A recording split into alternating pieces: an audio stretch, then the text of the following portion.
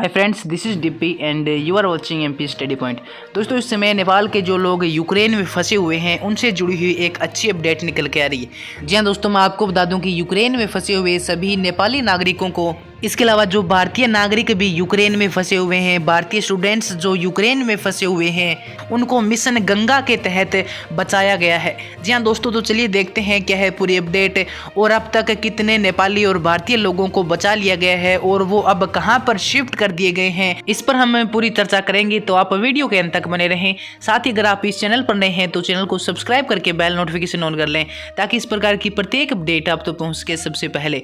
तो चलिए शुरू करते हैं आज का इंपॉर्टेंट वीडियो। तो दोस्तों, मैं आपको बता दूं कि नेपाली सरकार ने अपने फंसे हुए नागरिकों को निकालने के लिए भारत सरकार से संपर्क किया है और नेपाल के इस अनुरोध पर नई दिल्ली ने एक सकारात्मक प्रतिक्रिया दी है। इसके अलावा दोस्तों, हम ये भी चर्चा कर लेते हैं कि ऑपरेशन गंगा क्या है।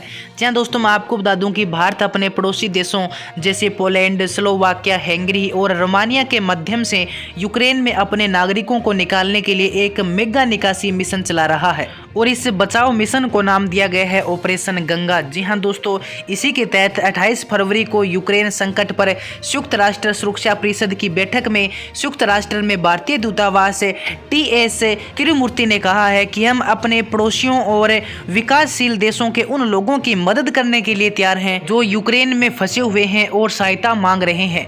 हम भी संयुक्त राष्ट्र के सभी मानवीय प्रयासों का समर्थन कर रहे हैं। और दोस्तों, हमने पहले भी देखा है कि भारत ने संकट के समय में पड़ोसी देशों के नागरिकों की मदद की है, उनको निकाला है। कोविड के दौरान भी हमने देखा था कि इस संकट के बीच में भारत ने मालदीव, नेपाल, बांग्लादेश के नागरिकों को चीन से निकाला था।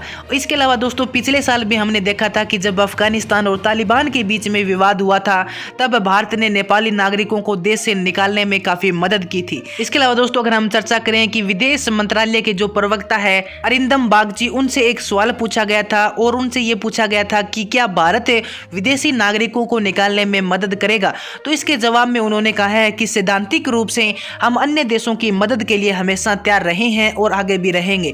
अगर हमें कोई विशिष्ट अनुरोध करता है तो उसको हर संकट से बचाने के लिए, उसकी हर संभव मदद करने के लिए हम हमेशा से तैयार रहेंगे। वहीं दोस्तों, मैं आपको बता दूं कि जब से भारत ने अपनी एडवाइजरी जारी की है तब से लगभग 17,000 भारतीय नागरिक यूक्रेन को छोड़ चुके हैं।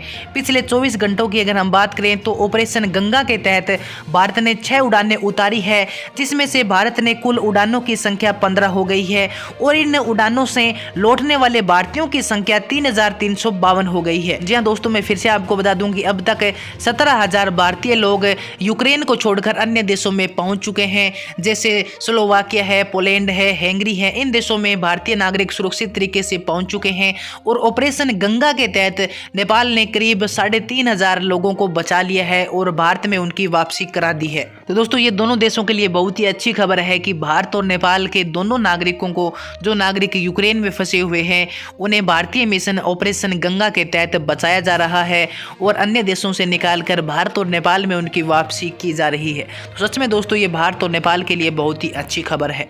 इसके अलावा दोस्तों, इसके बारे में आपकी क्या राय है, आप मुझे कॉमेंट सेक्शन में बता सकते हैं। और दोस्तों, अगर ये वीडियो आपको पसंद आए तो अपने दोस्तों के पास जरूर शेयर करें। चैनल पर नए हैं तो चैनल को भी जरूर सब्सक्राइब कर लें ताकि इस प्रकार की प्रत्येक जो अपडेट है वो आप तक पहुंचती रहे सबसे पहले।